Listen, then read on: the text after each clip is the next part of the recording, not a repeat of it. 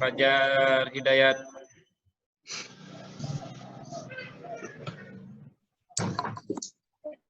Dan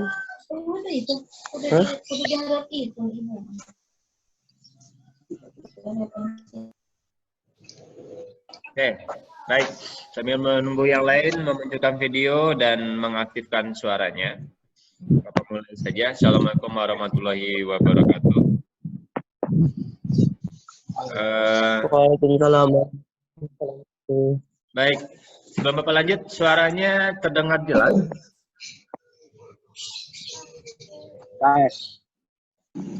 Ada yang kurang jelas suaranya? Jelas. Yang lainnya?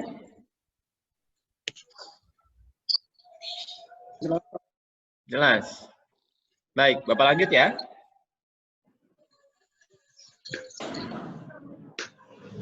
Oke, berarti diam berarti Bapak lanjut. Nah, tidak ada yang komentar. Mudah-mudahan suaranya terdengar bagus. Kalau misalkan suaranya kurang kedengaran, bisa menggunakan headset supaya lebih jelas. Baik, pada pertemuan kedua ini kita akan melanjutkan materi tentang administrasi infrastruktur jaringan. Minggu lalu sudah pengenalan awal apa itu administrasi infrastruktur jaringan, kemudian ruang lingkup kerjanya seperti apa dan lain sebagainya. Kemudian nah sekarang kita lanjutkan masih tentang infrastruktur jaringan. Nanti akan Bapak tampilkan slideshow tentang materi hari ini. Materi hari ini juga sudah Bapak share di Classroom, di Google Classroom. Jadi kalau yang mau mengambil materinya bisa di sana. Di sana ada 3 dokumen, materi tentang infrastruktur jaringan, pengenalan, lalu konsep VLAN atau virtual LAN, dan materi PowerPoint-nya. Kemudian nanti mungkin juga ada teman-teman yang tidak bisa ikut dalam video conference kali ini, bisa ikut atau mengambil nantinya di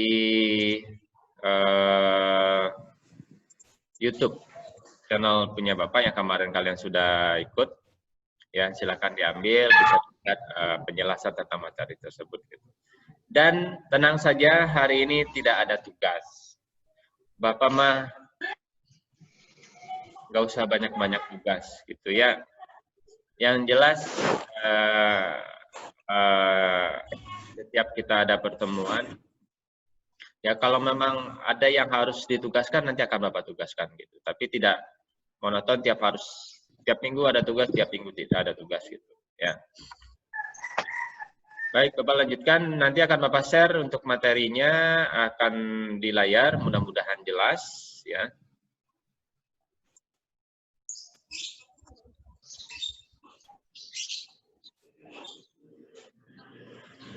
Oke.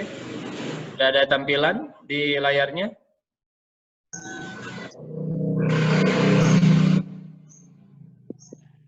Ada?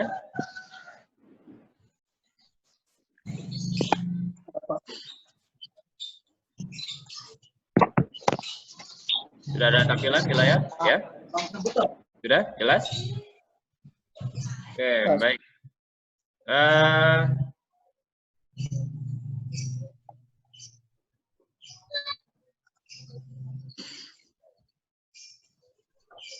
Ada muncul video atau Microsoft PowerPoint di layar kalian?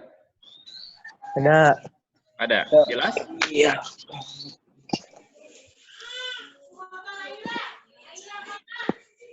Ya, mudah-mudahan cukup jelas ya tampilannya. Baik, pertemuan yang kedua tentang administrasi infrastruktur jaringan. Kali ini materinya masih pengenalan infrastruktur jaringan dan mengenal konsep VLAN. Ya. Seperti yang kalian ketahui, infrastruktur jaringan itu adalah kumpulan sistem komputer yang saling berhubungan atau terhubung antara dua atau lebih komputer, ya, dan dihubungkan oleh berbagai macam perangkat. Ya, seperti yang minggu lalu sudah disampaikan, ada router, ada switch, ada hub, dan lain-lain sebagainya gitu ya. Nah, secara khusus infrastruktur ini mengacu pada organisasi dan berbagai bagian konfigurasi dari jaringan komputer, individu, sampai pada router, kabel, wireless, access point, switch, backbone, dan sebagainya. Ya. Untuk infrastruktur jaringan, ini gambar representasinya seperti yang kalian lihat. Di sini ada router yang dimana routernya terhubung dengan switch ya. Kemudian switch satu ini terhubung dengan kemudian router ini juga terhubung dengan internet di mana ada firewall atau pengamannya. Kemudian dari router ini juga terhubung dengan switch dan perangkat user bisa terhubung dengan printer, mobile phone ataupun PC dan seperti inilah ya jaringan yang ada dan seperti yang di kelas 10 kita belajar tentang LAN ya, membuat jaringan kecil di kelas misalkan. Nah, itu juga adalah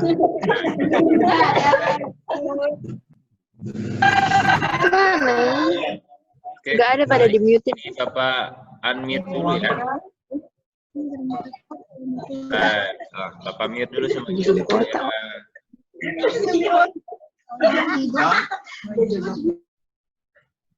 Baik, Bapak lanjutkan. Untuk infrastruktur itu ada dua secara bentuknya ya. Ada yang sifatnya terbuka, ada yang tertutup. Kalau yang terbuka itu seperti internet atau yang sekarang sedang kita gunakan, menggunakan koneksi internet. Jadi semua orang bisa mengakses secara bersamaan. Kemudian kalau yang tertutup itu misalkan privat intranet, contohnya di lokal area network atau di misalkan dalam kelas, di dalam lab. Nah, di dalam lab itu ketika kita membuat lokal area network, itu hanya settingan ataupun infrastrukturnya hanya di dalam area tersebut gitu. Di luar itu tidak akan bisa melihat infrastrukturnya atau model jaringannya. Dan untuk koneksinya bisa menggunakan kabel ataupun wireless ataupun kombinasi antara keduanya. Ya, kalau sederhananya untuk infrastruktur jaringan itu ketika kalian menghubungkan dua komputer ataupun kalau menggunakan handphone kalian misalkan tethering ya dari satu HP ke HP yang lain itu sudah dianggap sebagai infrastruktur jaringan gitu ya. Kalau tethering itu berarti dia menggunakan koneksinya berbasis adalah wireless gitu ya. Jadi secara tidak sadar pun kita sudah membuat sebuah infrastruktur jaringan ketika kalian di rumah berbagi data atau berbagi koneksi. Nah, itu sudah merupakan sebuah infrastruktur jaringan ya. Nah, kemudian selanjutnya kita akan belajar atau bagaimana sih caranya mengkonfigurasi sebuah jaringan yang seperti yang ada misalkan di sekolah ataupun di sebuah area yang ada hotspot atau akses internetnya gitu, ataupun menggunakan koneksi menggunakan access point ya. Access point di sini Bapak memberikan contoh pada access point yang tipenya nanti adalah TP-Link ya seperti ini ya. Jadi bagaimana cara membuat sebuah area itu ketika di rumah kalian mempunyai koneksi internet misalkan. Bagaimana sih cara settingnya? Bagaimana sih cara supaya di area tersebut tercover access point atau hotspot? Nah, nanti kita akan coba mengkonfigurasi, nanti bisa kalian lihat di materi PowerPoint ini. Di sini contoh yang Bapak gunakan adalah TP-Link access point tipenya TL-WA701ND. Sebetulnya untuk setting atau mengkonfigurasi sebuah access point untuk hotspot apapun tipenya, settingan di dalamnya itu tidak jauh beda gitu ya. Tidak jauh beda cara settingannya. Jadi apa yang disampaikan di sini dengan model yang lain pun itu tidak akan berbeda ya. Hanya mungkin tampilannya saja. Nah, di sini kita coba membuat konfigurasi atau area hotspot untuk membuat jaringan di daerah tersebut ya. Ini alat yang kita butuhkan adalah access point, terutama access point. Bisa kemudian unit laptop atau PC ataupun bisa menggunakan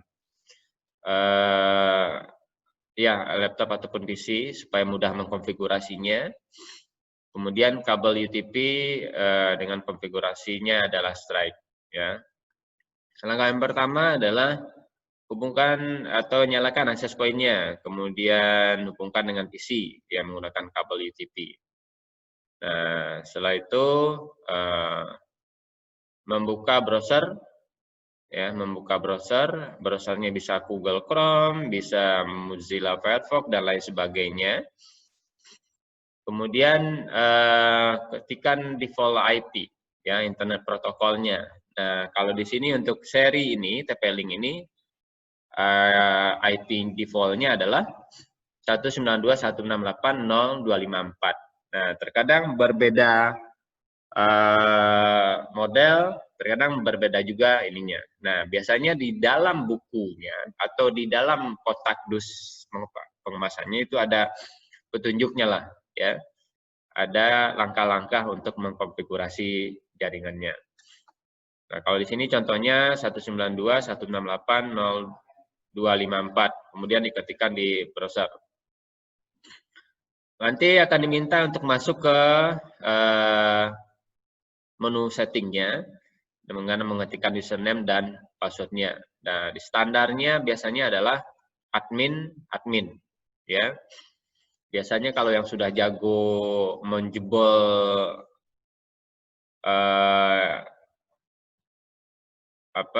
password WiFi dan sebagainya, ini bisa masuk ke sana, kemudian nanti SSID-nya ataupun nama access point-nya itu bisa dirubah gitu. Nah, ini standarnya seperti ini, admin. Nah, setelah itu klik OK. Nah, nanti akan masuk ke bagian edit atau setting untuk membuat access point-nya atau SSID-nya atau nama WiFi kita gitu. Nah, biasanya akan diarahkan ke menu quick setup dulu atau settingan secara cepat ya, tanpa harus melihat menu yang lain. Nah, di sini tinggal tekan next ya. Melanjutkan setting AP-nya. Kemudian pada operational mode-nya ada beberapa untuk jenis ini, ada access point, ada multi SSID, ada repeater ya. Ada bridge dengan access point, ada client ya.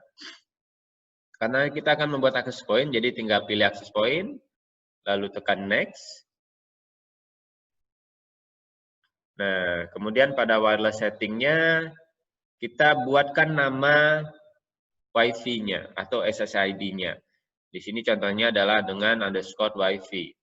Nah, kemudian supaya aman dari orang lain, supaya tidak bisa orang lain masuk ke WiFi kita, maka kita buatkan wireless security mode-nya. Di sini pakainya ada yang pakai security-nya adalah tipenya WPA, WPA2, strip PSK.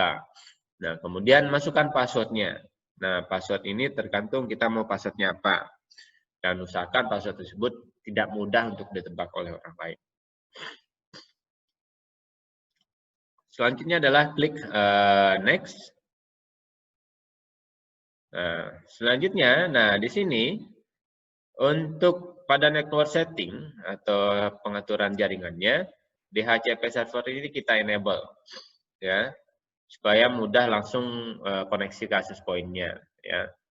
Dan kemudian pada kolom IP address ini disesuaikan, biasanya sudah langsung muncul, tergantung koneksi di kitanya sudah terkoneksi dengan modem ataupun dengan internet yang ada di area kita gitu. Dan standarnya biasanya IP address-nya adalah 192.168.1.1. Gitu. Ini tergantung dari ESP-nya.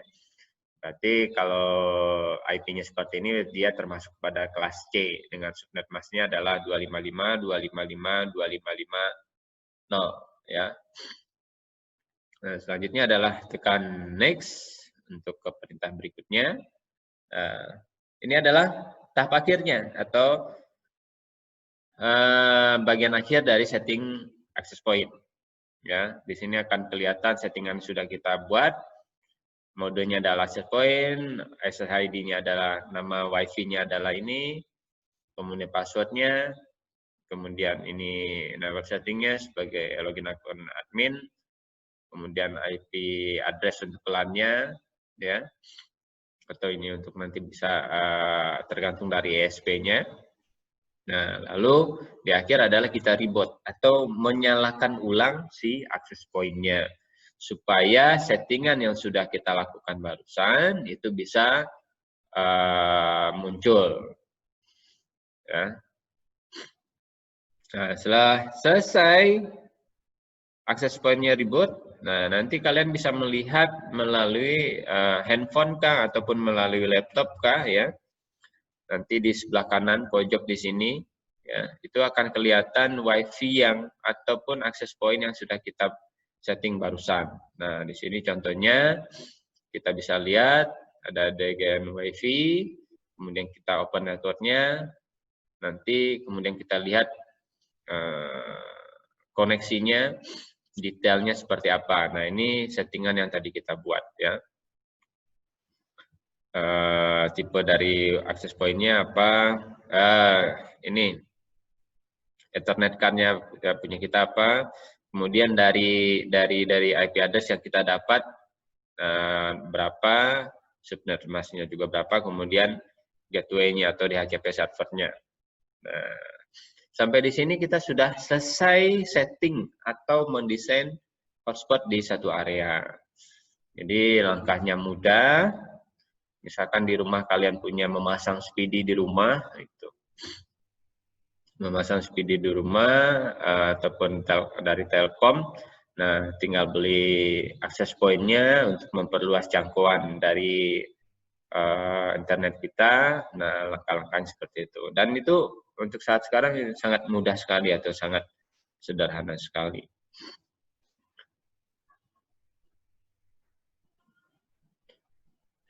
Baik.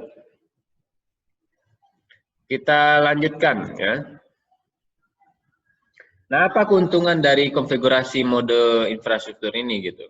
Dalam arti ketika kita mengkonfigurasi infrastruktur jaringan ya, sama untuk sistem access point bisa melayani banyak PC atau banyak klien ya pada satu tempat. Kemudian juga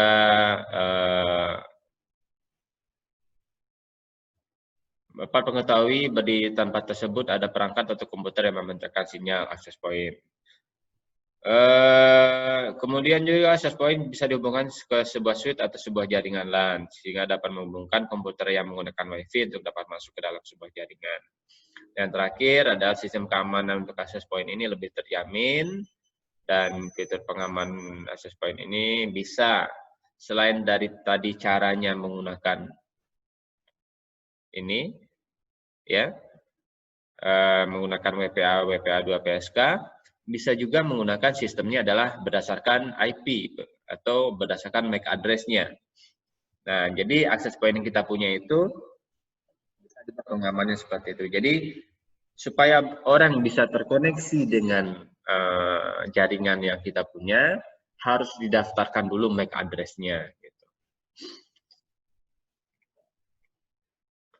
Oke, baik itu pengenalan dari infrastruktur jaringan. Selanjutnya kita masuk ke virtual LAN atau virtual local area network. Nah, sebelum ke sana kita pengenalan tentang switch dulu, gitu ya. Switch atau switch ya menghubungkan dua segmen jaringan di mana switch tanda dapat digolongkan menjadi dua switch ya. Switch itu untuk menghubungkan satu perangkat ke perangkat yang lain, ya. Bisa dari PC ke PC ataupun dari router ke PC dan lain sebagainya. Nah, kemudian itu secara dapat digolongkan menjadi dua, ya. Unmanageable dan switch manageable, ya. Fungsi dari switch itu sebetulnya sama sama dia penghubung dalam jaringan yang sama, ya. Kemudian juga memperbesar skala jaringan. Nah, apa yang membedakan antara unmanageable dan manageable ini, ya? Nah, switch unmanageable, switch yang tidak di-manage atau tidak dikonfigurasi. Nah, jadi maksudnya di sini adalah saat kita membelinya tinggal kita nyalakan saja. Nanti secara otomatis semua kabel UTP yang ke switch tersebut akan berfungsi dengan baik. Jadi kita misalkan di kelas mau membuat local area network, kemudian kita punya sebuah switch, ya. Nanti switch semua PC akan terhubung ke semua switch itu. Kemudian tinggal kita setting IP-nya saja tanpa harus men-setting yang ada di switch-nya. Jadi semua komputer itu akan terhubung. Dengan catatan adalah di local area network seperti yang kalian ketahui harus dalam satu jaringan yang sama, dalam arti dalam satu broadcast yang sama gitu ya. IP address-nya. Jadi tidak boleh berbeda gitu. Nah, satu lagi ada switch manageable. Nah, switch manageable ini adalah switch yang bisa kita konfigurasi.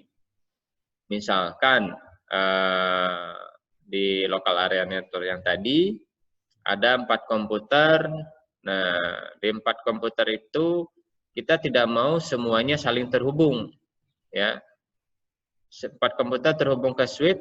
Nah, cuman antara satu komputer dengan komputer lain karena memang tidak boleh saling terhubung atau bisa mengirim data, nah kita bisa membatasi menggunakan switch manageable ini. Nah, diatur atau di settingnya itu adalah di switch-nya.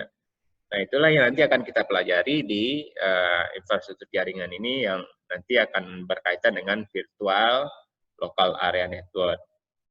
Jadi kalau switch unmanageable yang banyak di pasaran itu tinggal pasang. Kalau switch manageable ini kita harus setting dulu. Ini jadi tergantung kebutuhannya seperti apa gitu.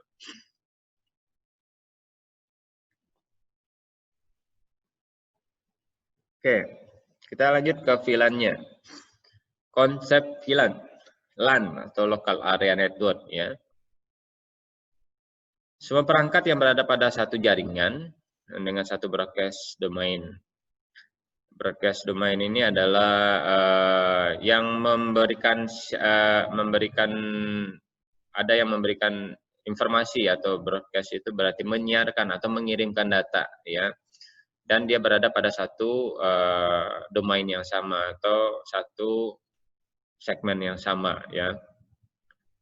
Nah, jika salah satu perangkat mengirimkan broadcast atau frame-nya, maka semua device yang lain akan menerima kopi dari frame tersebut gitu. Atau istilahnya di sini adalah ketika satu komputer mengirim data ke komputer yang lain, atau kita istilahnya kita share ya, komputer yang lain di dalam satu jaringan yang sama tersebut bisa mengambil data dari komputer itu gitu. Jadi itu konsep dari local area network. Atau misalkan di sini contoh seperti di warnet ya. Di warnet ketika kalian mengetik kemudian harus di print. Nah, karena sudah di setting local area network-nya, jadi sebuah printer yang ada di server atau di operator di warnet tersebut, cukup kalian mengklik di client ataupun di user untuk memprint, nanti akan secara otomatis terhubung ke printer yang sudah di-share oleh si operator gitu ya. Seperti itulah contohnya gitu. Jadi di dalam ruangan itu meskipun printernya satu, kemudian komputernya banyak, nah itu bisa digunakan secara bersama-sama tanpa harus memindah-mindahkan si printer gitu. Itu dengan menggunakan LAN, nah itu bisa terlaksana. Ya. Nah, sekarang virtual LAN, ya, virtual LAN atau virtual local area network merupakan sekelompok perangkat pada suatu LAN atau lebih yang dikonfigurasikan atau menggunakan perangkat lunak pengelolaan, ya, sehingga dapat berkomunikasi seperti halnya bila perangkat tersebut terhubung ke jalur yang sama. Padahal sebenarnya perangkat tersebut berada pada sejumlah segmen LAN yang berbeda. VLAN dibuat dengan menggunakan jaringan pihak ketiga dan merupakan bagian kecil jaringan API yang terpisah secara logik. Dan VLAN juga digunakan untuk segmen berdasarkan pada broadcast domainnya. Ya. Nah, ini contoh penerapannya VLAN tersebut, ya. Jadi kita lihat di sini ada router, kemudian router ini terhubung dengan sebuah switch, ya. Lalu switch 1 terhubung lagi dengan switch 2 dan switch 3. Nah, di switch 2 dan switch 3 ini terhubung ke beberapa bagian, ya. Terhubung ke beberapa bagian. Nah, disinilah kita mengatur yang namanya virtual LAN itu, gitu. Di mana bagian-bagiannya terpisah-pisah. Di sini ada VLAN 10, VLAN 20, VLAN 30. Ini khusus untuk yang VLAN fakultas, misalkan contoh di sini. Ini khusus untuk siswa dan ini khusus untuk tamu, gitu. Semasing-masing bagian ini tidak boleh saling campur aduk, dalam arti tamu tidak bisa melihat data yang ada di sini. Ya, begitu juga student ini tidak bisa melihat yang ada di fakultasnya, gitu. Nah, seperti itulah. Nah, jadi kita batasi. Kalau tanpa menggunakan VLAN, nah semuanya ini bisa terbuka atau bisa dilihat, gitu. Nah, jadi menggunakan VLAN, aspek keamanannya itu menjadi sangat penting dan sangat bagus, karena bisa saja ada beberapa file atau data yang memang tidak boleh di-share secara terbuka atau open. Nah, tujuannya, ya, diterapkannya VLAN adalah mengurangi terjadinya collision. Collision di sini adalah tabrakan data. Jadi ketika di sebuah local area network, ketika tidak dibatasi pengiriman datanya, ketika satu komputer mengirim data ke komputer yang lain secara bersamaan, itu bisa namanya terjadinya tabrakan data. Jadi efeknya adalah data bisa saja tidak tersampaikan, atau mungkin prosesnya akan butuh waktu lama, ya. Lalu juga mempermudah memanajemen, ya, jaringan dan juga untuk keamanan jaringan. Memanajemen di sini misalkan dengan virtual LAN. Nah, ini ya, ini mungkin lebih jelasnya, ya. Dengan LAN, ya, dengan LAN dan bedanya dengan VLAN. Ada 3 tempat, ya. Ada 3 tempat, ini sama 3 tempat. Kalau hanya mengandalkan LAN, switch yang digunakan itu juga harus 3, ya, 3 switch, ya, 3 switch supaya masing-masing ruangan ini tidak terpengaruh oleh ruangan lain, gitu, ya. Sedangkan kalau jadi otomatis kan akan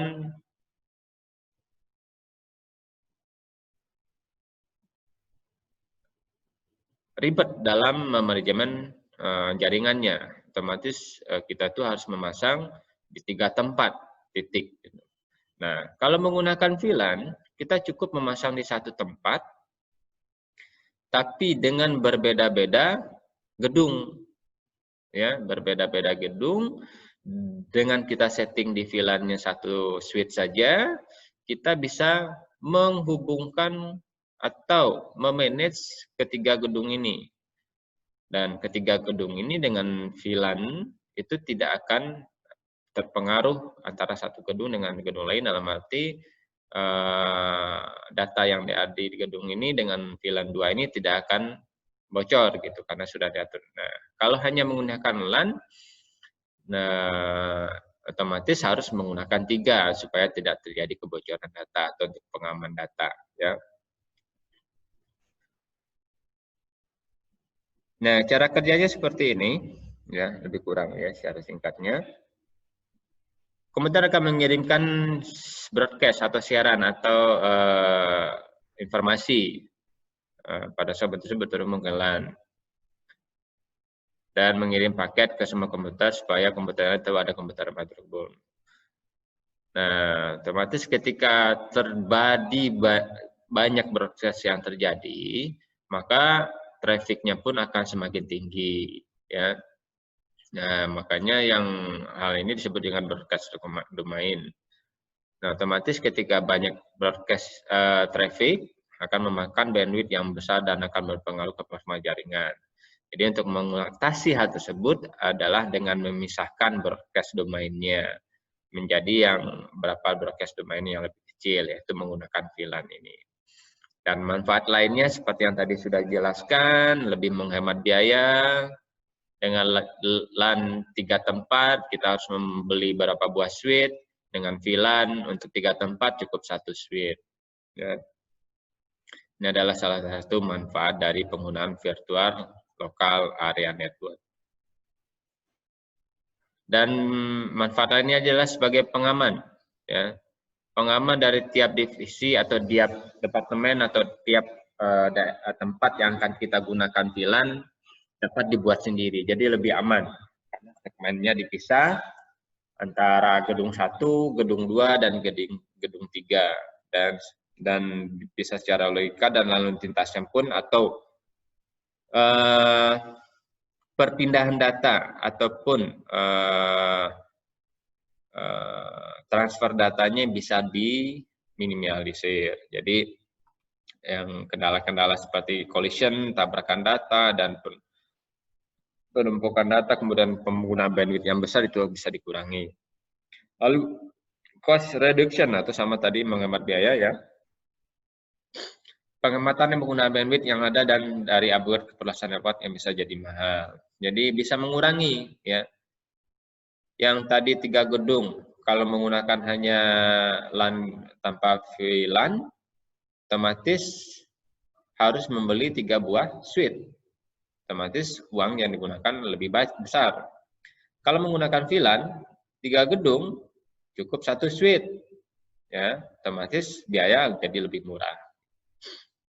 Kemudian high performance atau dengan membagi jaringan layer 2 ke dalam beberapa kelompok broadcast domain yang lebih kecil akan mengurangi lalu lintas paket yang tidak dibutuhkan. Jadi otomatis performanya atau keandalan dari jaringan tersebut jadi lebih tinggi. Kemudian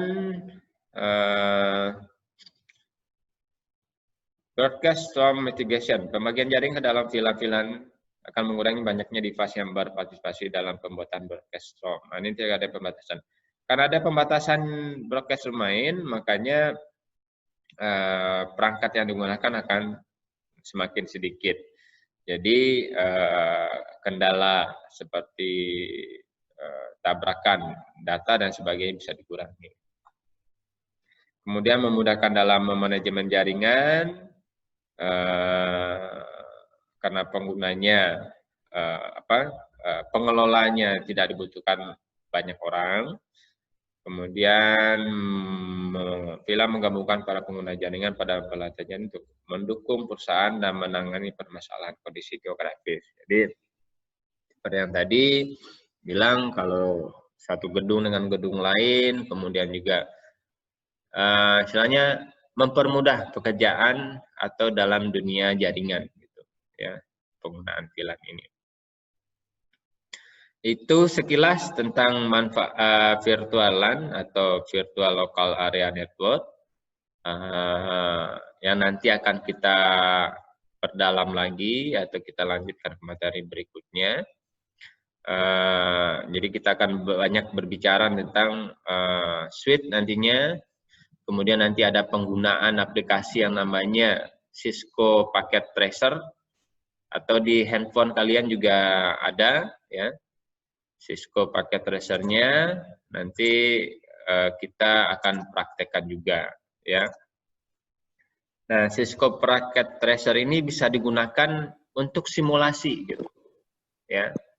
Cisco Packet Tracer mungkin bisa kalian lihat ada yang versi mobile-nya atau versi dari HP-nya ada. Nah, jadi kalian membuat local area network secara virtual itu bisa menggunakan Cisco. Ya, nanti kita akan coba praktekkan. Bisa kalian langsung atau bisa melihat video tutorialnya di YouTube. Nah, untuk virtualan awal ini nanti mata pelajaran AIJ ini akan berlanjut. Nah, di awal ini nanti pengenalan dasarnya aja dulu. Yang tadi tentang switch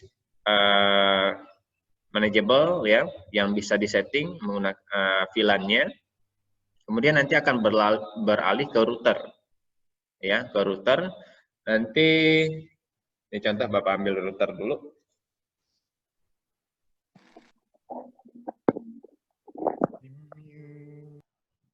Nah, ini apa namanya? Tahu? Kelihatan?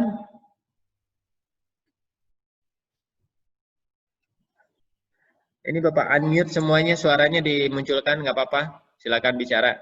Siap. Kebaca nggak? Ini apa?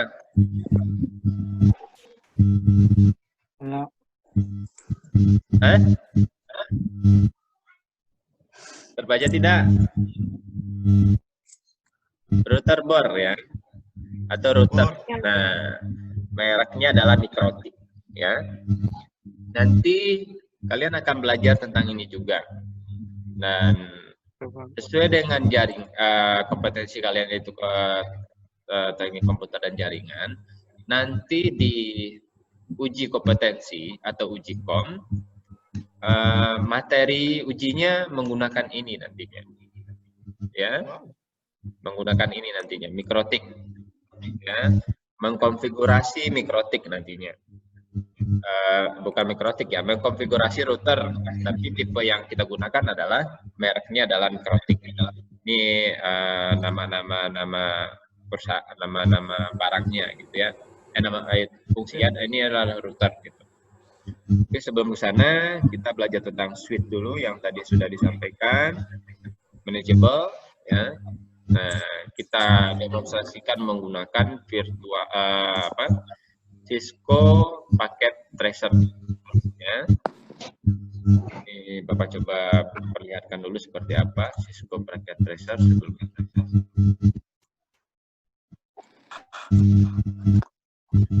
Cisco. Nah, ini adalah versi Cisco paket tracernya versi laptop ataupun PC ya. Nah, versi PC. Oke, nah ini seperti ini. Jadi di dalamnya nanti kalian loginnya sebagai guest aja atau tamu ya. Kalau sebagai user, Bapak coba kemarin login harus punya user untuk atau akun untuk Cisco-nya ini gitu. Karena kita gunakan ini untuk praktek, jadi kita sebagai tamu saja. Nah, ini adalah aplikasi yang bisa digunakan untuk simulasi jaringan. Ya, kalian TKJ harus punya ini. Ya, Pak, nggak punya laptop, di HP ada. Tinggal cari Cisco paket tracer mobile, itu ada di Play Store. Bentuknya sama, isi dalamnya sama, cuman memang tampilannya lebih karena versi mobile ya, jadi memang agak sedikit sulit. Nanti ada beberapa settingan atau mengetik teks ya, script dan lain sebagainya, jadi agak sedikit sulit, tapi kita nanti coba sedikit-sedikit gitu.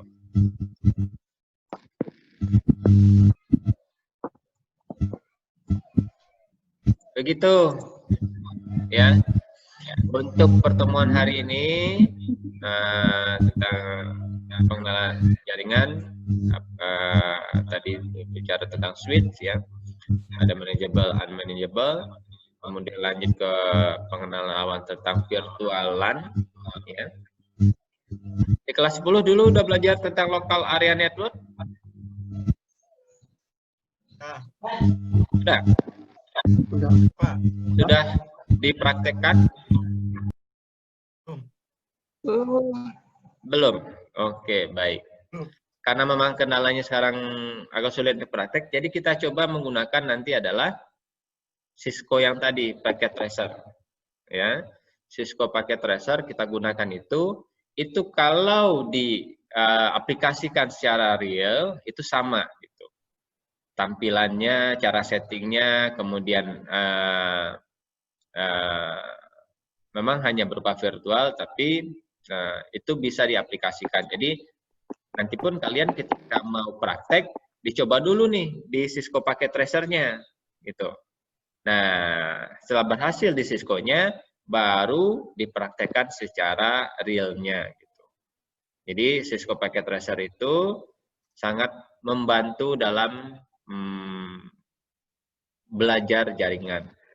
Kemudian mengkonfigurasi jaringan, ya. Jadi kebutuhan atau kegunaannya sangat banyak sekali, gitu. Sampai di sini ada yang mau ditanyakan dulu?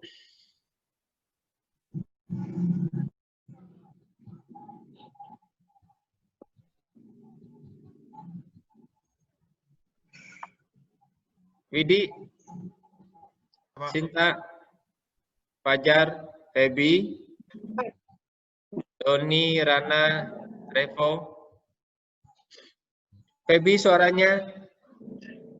Doni. Don, muncul lagi Don. Rana. Pak, kuota gratis itu.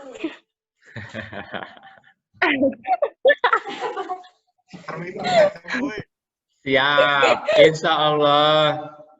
Ya kemarin kan sudah, masa habis lagi? 2000. Mudah-mudahan berdoa saja, banyak berdoa, semoga sekolah cepat kembali dibuka, ya. Pak, pengen sekolah, Pak. Ya, cepat kembali dibuka, kalian bisa kembali normal seperti biasa. Meskipun ya nggak normal seperti biasa, mungkin agak enggak ya. Tapi kurang-kurangnya nanti kalian secara bergiliran bisa masuk ke sekolah gitu. Ya mudah berdoa saja dan ya intinya sama-sama saling menjaga lah gitu ya supaya tidak terlalu banyak menular kemana-mana. Kalau memang ya istilahnya jaga diri, jaga kebersihan dan sebagainya. Kalau kitanya hidupnya bersih, insya Allah COVID pun tidak akan menular gitu. Nah dengan tidak menular otomatis kan aman sekolah, di rumah aman, jadi ketika kita sekolah juga aman, ya. Dan kondisi pembelajaran seperti ini bisa kita kurangi, gitu. Memang kurang efektif, tapi setidaknya kalian tidak ketinggalan materi dan lain sebagainya, seperti itu, gitu. Dan Bapak juga tidak memberatkan dalam arti begini, kalau memang kuotanya tidak mencukupi untuk kegiatan Zoom seperti ini, tidak apa-apa. Bapak kan di Classroom juga sudah menjelaskan. Kalau memang tidak bisa, nanti bisa mengambil materi yang ada di Google Classroom. Ya. Nah, kalau untuk penjelasannya nanti bisa diambil di YouTube hasil rekaman ini gitu. Ya. Nah, itu kan juga sudah mengurangi, jadi tidak banyak menggunakan kuota. Makanya Bapak maklum ketika sekarang kan yang hadir hanya bisa 7 orang gitu ya. Semua, Pak, ini, Pak. Tadi. Hah? Semua. Iya, tidak apa-apa. Bapak maklum lah, maklum gitu. Sangat dimaklum sekali gitu, jadi tidak masalah. Yang jelas jangan sampai terlalu ketinggalan materi pelajaran. Dan intinya adalah tetap jaga selalu kesehatan. Gitu, ya. Ada yang mau ditanyakan?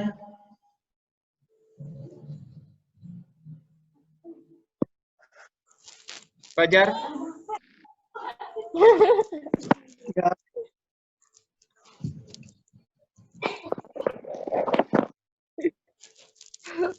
Tidak ada? Oke, baik.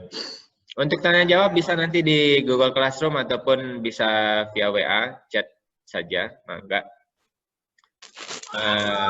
Nanti untuk link YouTube-nya nanti akan dibagikan setelah ini selesai, ya. Nanti akan Bapak bagikan di WA, kemudian nanti di Google Classroom juga akan Bapak cantumkan, ya, hasil penjelasan tadi. Ini Bapak edit dulu sedikit, hanya ditampilkan YouTube-nya adalah yang ketika penjelasan masalah yang tadi saja. Baik, itu saja, kita cukupkan sampai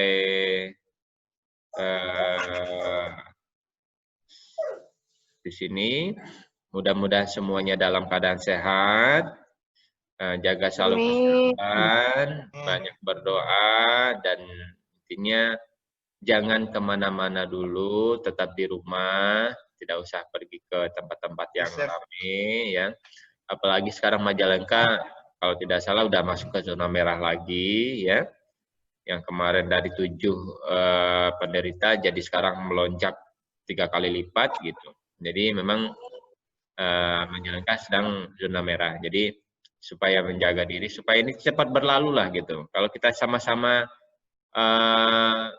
saling mendukung, saling support, saling ini ya dengan cara menahan diri, mudah-mudahan ini cepat berlalu gitu. Tapi kalau kitanya nggak mau mengikuti aturan ya selamanya kan seperti ini gitu, tidak akan selesai gitu kan.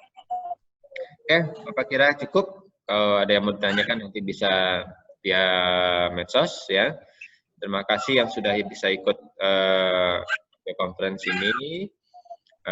Kita akhiri, kita ketemu lagi minggu depan dengan materi yang lain dan cara penyampaian yang lainnya lagi.